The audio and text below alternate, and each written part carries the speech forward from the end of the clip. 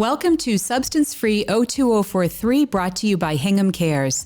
I'm your host, Kristen Arute, and I am President and Program Director of Hingham Cares. We are a federally funded nonprofit prevention coalition, and our mission is to reduce substance use among youth in our community. To that end, we bring educational programming into the schools, and we make various resources available to residents in Hingham, all of which are focused on highlighting the risks associated with the underage use of drugs and alcohol. Our guest today is Laurie Tobin. Laurie is a resident of Hull and has created a very compelling documentary about the harmfulness of vaping. Welcome, Laurie. Thank you for having me, Kristen. Welcome. Great to see you. So tell us a little bit about yourself and what prompted this project. Okay. Well, back in 2006, I started an exercise program at the grammar school because my son is a very active, busy kid, and first and second graders, he's way too much energy to sit down. So I started an exercise program. I took the kids to the gym. They said, go ahead. And I started, I had 40 kids the first time we began because it was offered at the school, and I had to get a few more parents. And I also coached soccer from the second grade all the way up to 8th grade, and Boy Scouts, you name it. I had a son, and I was very, very busy with him, and so I met a lot of these other children as well. Mm-hmm. So fast forward to about 2018 or 19, I'm driving along. I see one of my former students who now is in high school, and he's vaping, and I can see plumes of smoke coming out of him. And I'm like, no, this is not okay with me. So because I already had shows here at Harbor Media, I came up and I asked Fazad, he was the person in charge here at that time, he goes, you should do a documentary. So that began my, whole thing here with doing the vaping. And so we filmed a bunch of Maura Healy, we filmed Dr. Jonathan Whitikoff. We also, while we were filming, we heard about there was this young man out in we'll get to Michigan. That. We'll get to that. So anyway, so that's how I began it, because I wasn't having the kids were starting to smoke again. What did you know about vaping at the time? Very little, and it looked really gross to me because it was these plumes of smoke. And it's just not something I think kids should be doing. I don't think anybody should be doing it personally, but certainly not kids. And you talk in your presentation about the fact that you are a former smoker. Yes. And you watched your parents struggle because they were smokers. Tell us about that. Okay, well, I smoked when I was about 14, and I quit when I was about 24 or 25, and I started running, and I've never looked back. So, but my parents have smoked their whole entire lives, and my mother did quit, but she ended up with cancer and died from lung cancer. Mm-hmm. My father had some complications due to smoking, which took him out too. So it's just not something that you want to see somebody go through, especially a loved one. So that's why, another reason why I did it as well. Right. Yeah. Right. You didn't want to see people struggling the way that you and your parents had. So you include some testimonials from kids who've become addicted to vaping, some of which are kept private, so people, their faces are darkened, their voices are changed in the film. Yep. And one young man talks about how difficult it's been for him to kick the habit.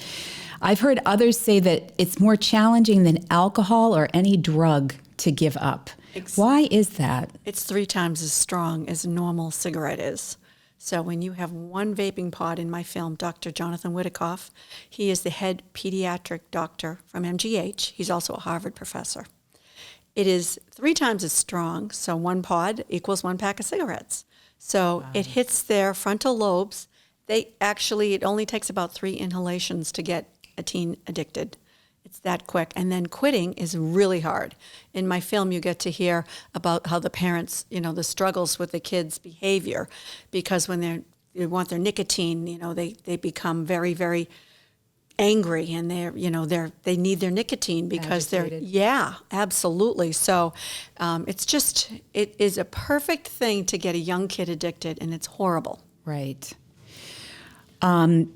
The documentary also highlights 2 stories of young men whose lives were radically impacted by vaping. One is a young man who was an incredible athlete and ended up choosing vaping over hockey. That really speaks to the addictive nature of this product. What was his story? Well, he was a family. He had two brothers, a brother and a sister, a mom and dad. Mom was a nurse. Mom obviously didn't know how bad it was, the addiction, and when he needed his nicotine, she found out how the fighting that would go on about coming out of him because he was just not happy that he didn't have his nicotine. He needed it because he was addicted to it, and he is in college now. He's still fighting the addiction, which is really sad. Wow.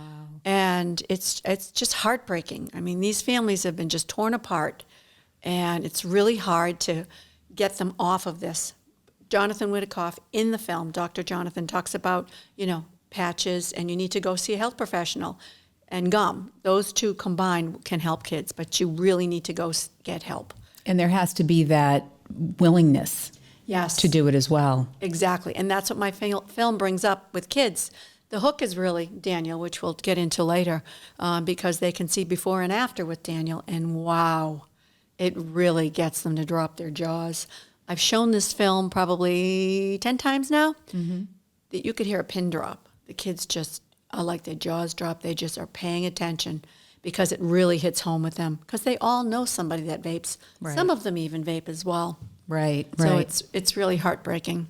It's very relatable when they actually hear. It's one thing to hear from a doctor or to hear from a concerned parent, but for these kids to actually hear testimonials straight from the mouths of other teens, that's pretty compelling. Very, very compelling.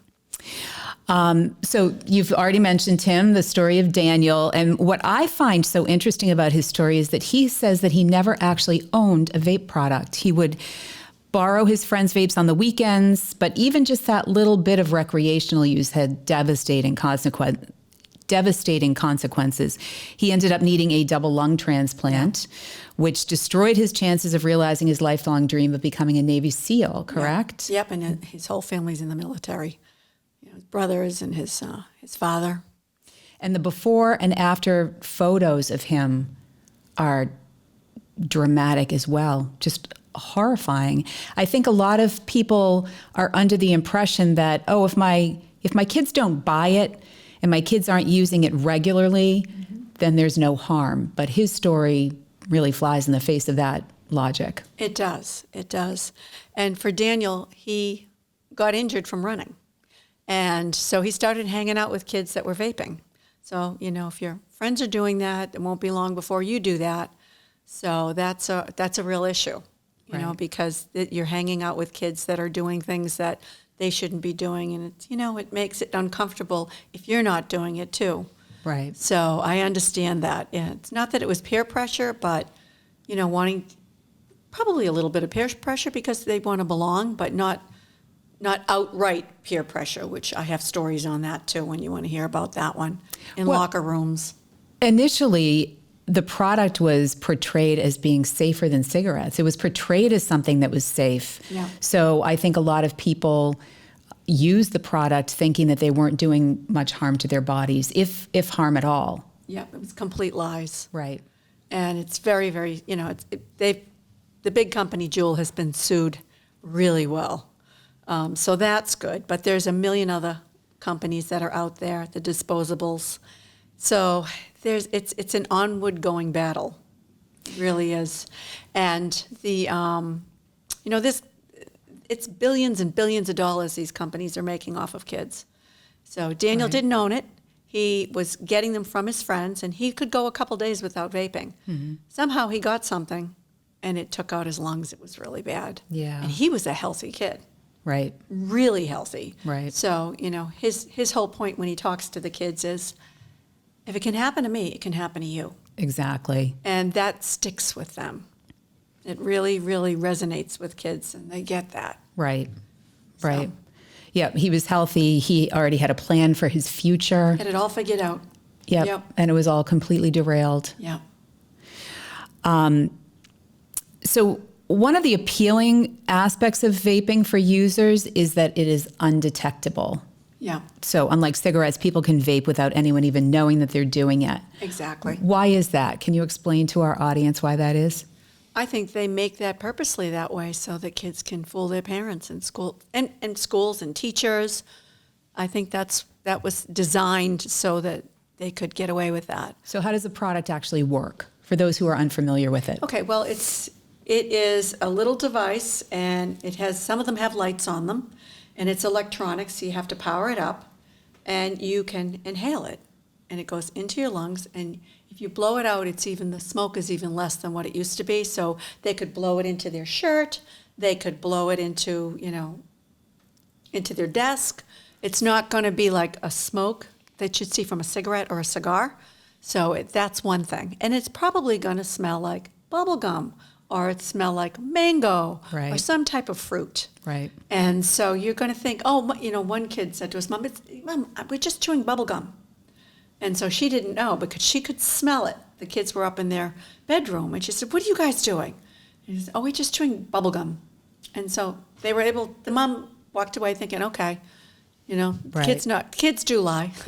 Right. So, and she didn't know. So, and some of the vaping pens actually look like everyday utensils, like a USB drive. Right. And so parents will run to the bus and say, hey, you forgot your USB drive, and it's actually a vape. Wow. So it's very sad. And so parents, it's really tough if your kid is vaping for you to figure out that they're vaping. I had a son. I went through his room. I think you need to go through their rooms. You're a parent. It's your home, and it's your job as a parent to go through their rooms, in my opinion. Right. And, I just think, and I never found anything, but I was checking. Well, once you learn about things like this, then you become that much more concerned about it. Right. Well, my son never vaped. Right. That's so, great. Yeah. So, well, he actually did. He told me he tried it. He thought it was really stupid, and he wasn't fooled because he knows his grandmother died from smoking cigarettes. Wow. So that's what he told me. Right. So he said he did try it actually once and just thought it was stupid. Good. So people can vape all kinds of things. Yes, they Nicotine, can. marijuana. Yep. And that fluid that's in there is bad. They recently did a study on it, whether you're doing marijuana or whether you're doing nicotine. It's not water. It's a really unbelievable bad chemical stuff, and it sticks to your lungs, and it still affects your lungs, and it deteriorates them. I heard a presenter, this is very early on when we were learning more and more about the harmfulness of vaping, and she said, a lot of people have this misconception that it's water. Right. And that you're just breathing in water. Nope. But she said, no, in fact, it's chemicals. And it's the same thing as if you were to spray water on your hair, eventually it would evaporate and your hair would be just like it was before. Nope.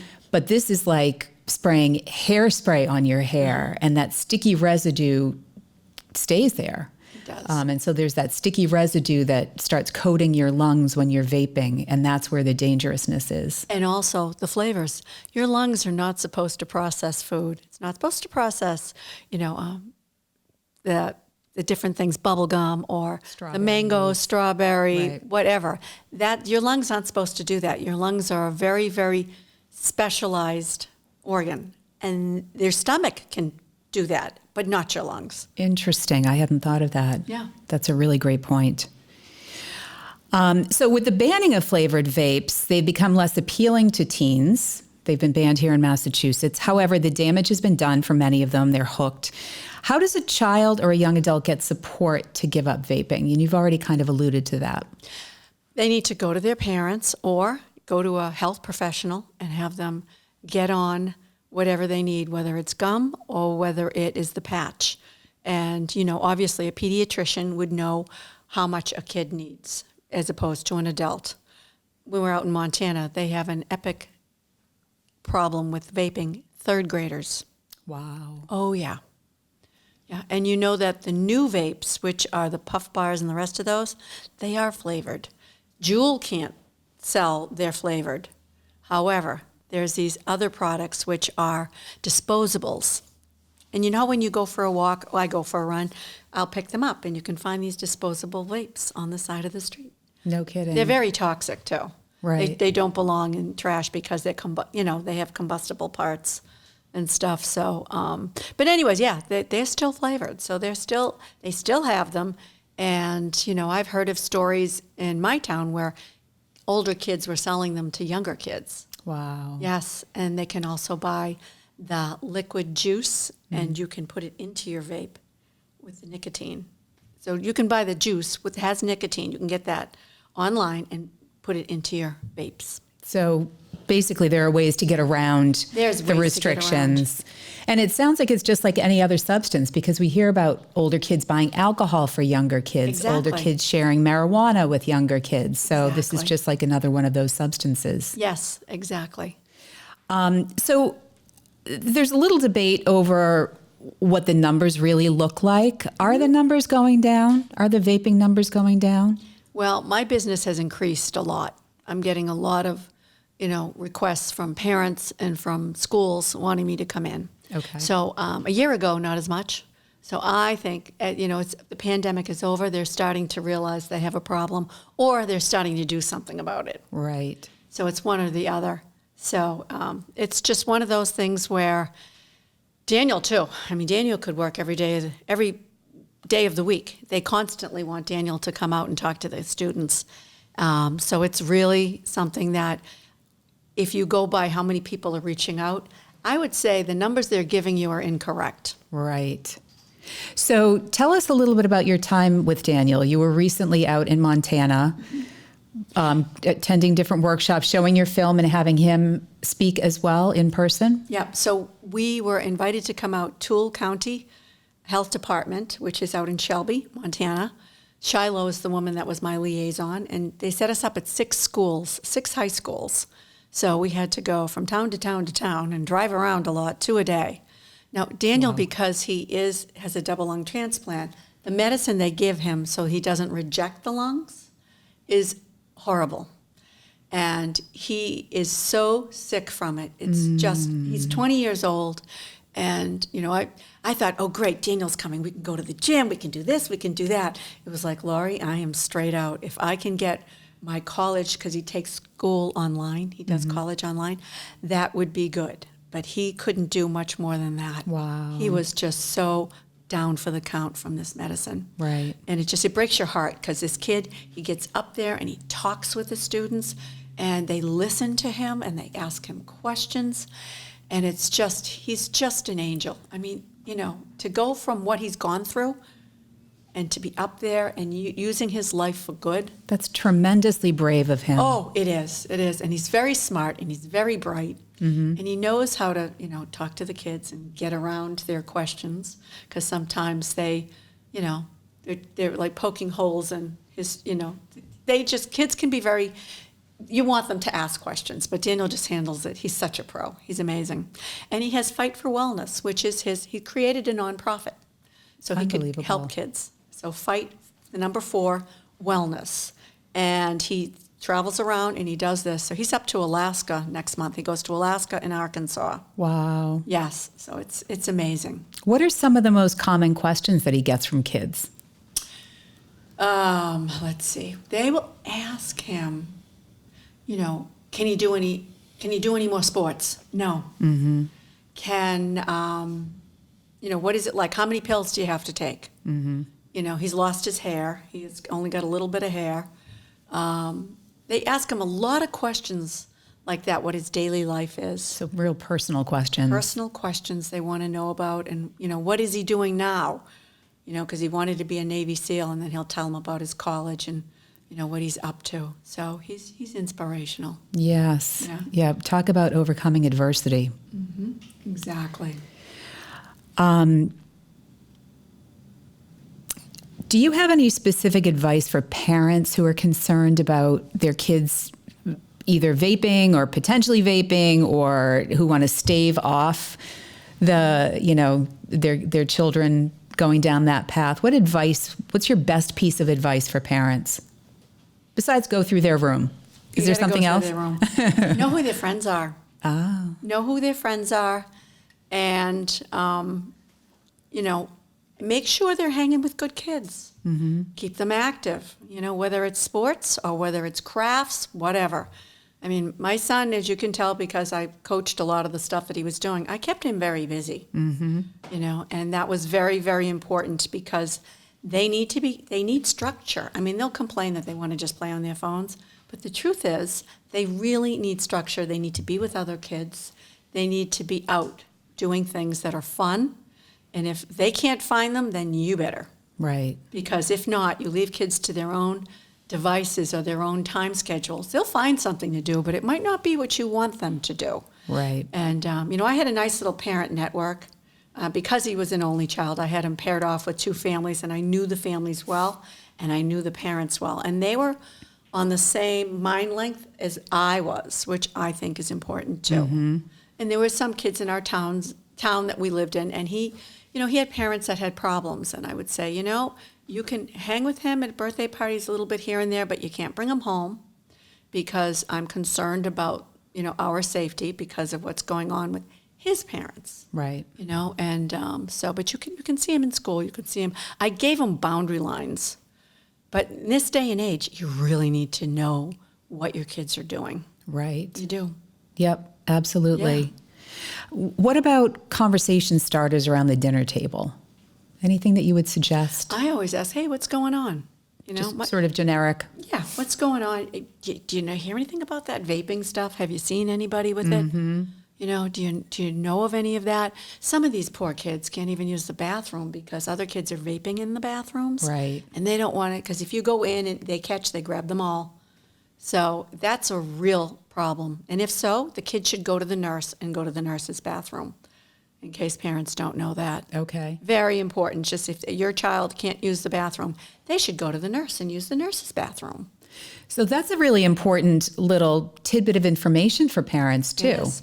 I think a lot of parents, you send your kids off to school, in particular at the upper levels, like the middle school, high school age, and parents aren't as involved, certainly not in the classroom. So the parents aren't going into the school building. They're not really understanding fully what's taking place within the school building. And I know, administration and teachers do their best to communicate information, but something like that is a really important little tidbit. Oh, yeah.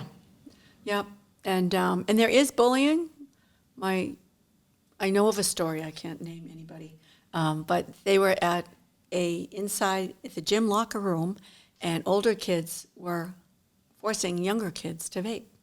So I do think that supervision with the kids, even in your locker room, I think is important, because this was a horrible thing that I had heard about. Wow. And I thought, wow, that's really sad. That really, is really sad. Terrible. And it's not okay. So, No. There's got to be a coach or maybe the AD. Go in the locker room when the boys are there, because you can't tell if a kid's been vaping unless you're right there after it happens. Right. And those smoke detectors don't work. The other thing I wanted to bring up, and I don't know if you heard the study, and I believe it was the FDA, but one of the groups came up with that vaping is linked to depression. Oh, interesting. Yes.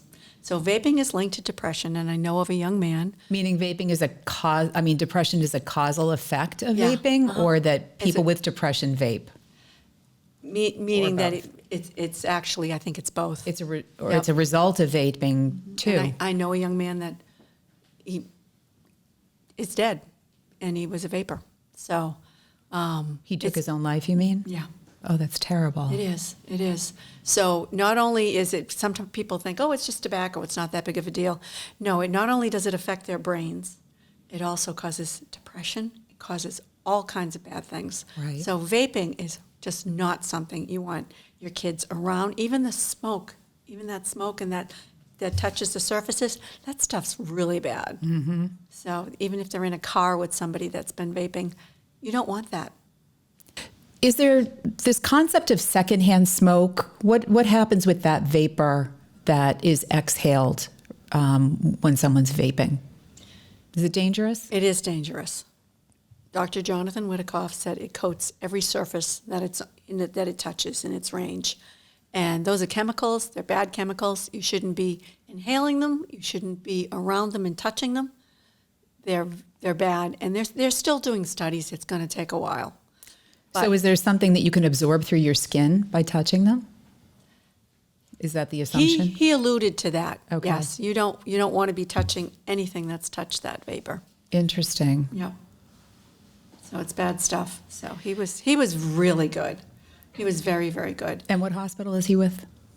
MGH, Okay. Mass General Hospital.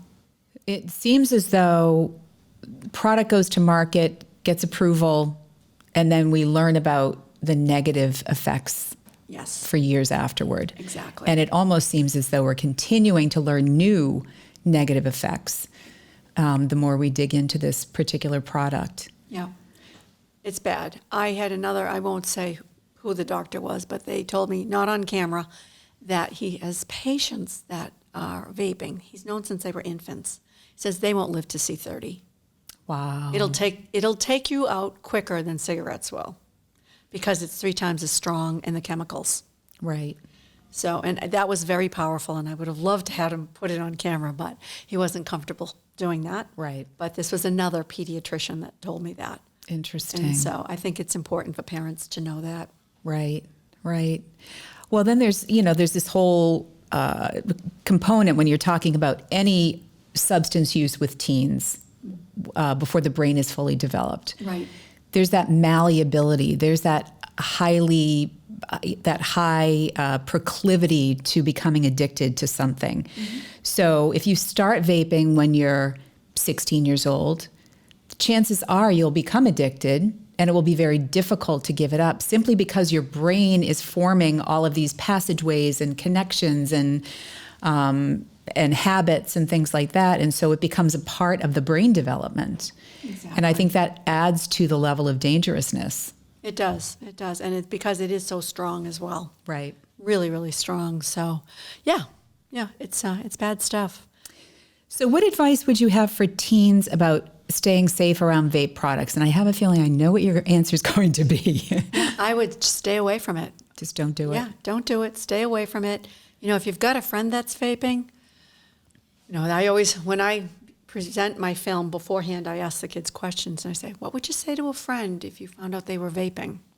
Knowing fully well that a lot of these kids are vaping. Right. So they need to think, because your life is more than this little microcosm of time right now. Mm-hmm. What are you going to be doing 5 years from now or 10 years from now? Remember when you see adults walking around smoking, like people in their 20s and 30s, they started when they were teens. Right. They started when they were kids, just like you. So you want to remember that. And do you want to be that adult who is like doing that? It's a waste of money. It's bad for your health. It's horrible stuff.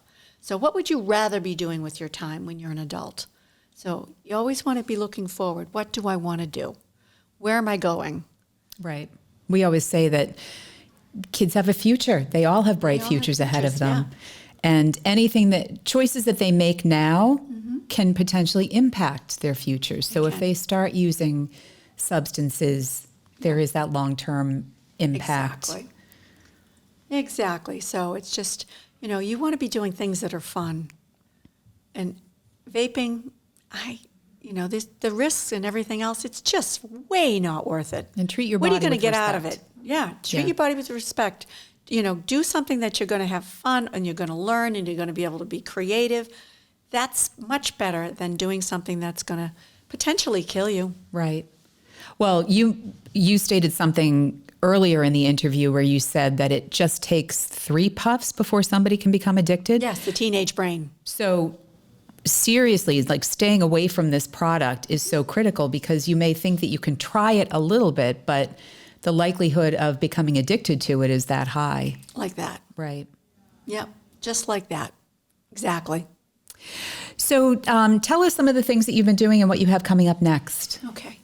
Let's see. So I'm going to be going to Nantucket, which is a whole nother thing, because I'm going to be showing it to schools down there and parents. And so they have a large Spanish population. So I have to get my film done in Spanish for the parents. So when the parents come, they'll be able to watch the film. And now they want the posters as well. So my posters have to be done in Spanish.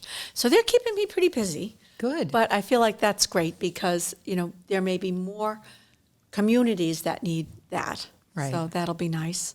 Daniel is supposed to come out next October, mm-hmm. and hopefully we'll be able to get him to speak to the kids here in Hingham. I hope so, yes. He's amazing. Right. And so and he's also going to go to Nantucket and talk with the kids as well. I've been reached out, banks have been reaching out to me, and groups from like Western Mass, and Dean Bank, which is one of the banks out there, mm-hmm. bought the film for Franklin, Mass for the school system.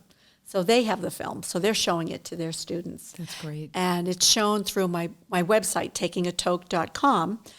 So we've had schools buying it. Unfortunately, they won't tell me who's buying it. It's because I would reach out and say, do you want me to come and speak? Right. But they won't allow that. But Vimeo is selling it online, or I can actually come with my drive and I can actually show it and talk to the kids, which I love to talk with the kids. Right. Yeah, so that's fun. And then we have some other inquiries from Montana. Mm-hmm. They want us to come out again, another group. And Connecticut, they're looking at it as well. So it's starting to, it's more grassroots. Right. I'm a small company, you know, so. And the film has so many really great people, and I try to get that across to the kids because I have the governor, Maura Healey's in it, Dr. Jonathan Whittakoff. I have the surgeon that did Daniel's lungs. These people are very busy people. I'm not a Hollywood person. I'm just Laurie. And so it's amazing to me that they came out. So I tell the kids that they rolled up their sleeves and came out because it's important for them that you know the truth about vaping. Right. And because kids look at these people and go but they don't get how important these people are. Right. And The how much. gravitas. Exactly. So I tell them that because that's what the film's about, is telling them the truth and hopefully helping them make better choices and decisions. Exactly. Yeah. Right.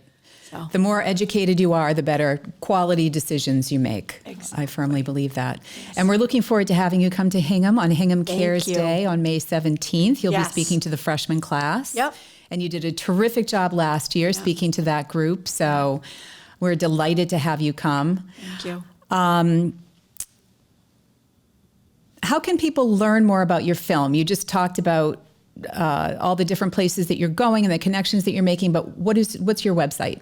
The website is takingatoke.com. Mm-hmm. So you'll find on there I was on Fox News in October. So there's the interview from that. Nice. I was interviewed from ABC out in Montana. I'm still trying to get that film. Great. So you have to keep working them. So I try to put that on because people like to see an interview. Something like this is very good too, because they don't know about me. They're still learning. They don't know about the film. And so it's important to do, as much of that stuff as I can, because then parents can see it and administrators from schools can see it and say, we need to get that. Exactly. So, and the wonderful Hingham Cares, you guys can just do amazing things. So I'm so grateful. You were my first time I came out. I don't know if you knew, but I was crying. No, I didn't know that. Oh, are you getting all worked up right now? A little bit. Oh, I'm so touched. Well, we were so happy to provide you with that opportunity. I mean, it's just such a tremendous film. It's incredibly powerful. It's important. And those personal stories of these young men, it's just amazing. I remembered the question I was going to ask you. Yeah. When it comes to gender breakdown of vaping use, Yep. do you find that it's more boys than girls, more men than women? It's more boys. That from what I'm seeing, it's more boys, but girls still do it too. Right. They do, yeah. So it's very sad. Yeah. So it's hard when you go and talk to kids, and because they shouldn't have to go through this right now.